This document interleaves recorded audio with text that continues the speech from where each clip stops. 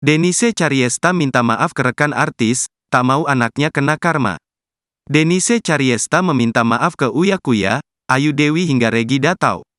Hal itu dilakukan Denise Cariesta supaya anaknya tidak menanggung dosa yang dibuat olehnya terhadap mereka atau rekan artis lain. Denise Cariesta mengaku salah sudah menyakiti hati rekan artis, khususnya Uya Kuya, Ayu Dewi dan suaminya Regi Datau. Ungkapan tersebut disampaikan oleh Denise Cariesta demi sang buah hati. Denise Cariesta tak mau anaknya menanggung dosa atas perbuatan buruk yang telah dilakukannya.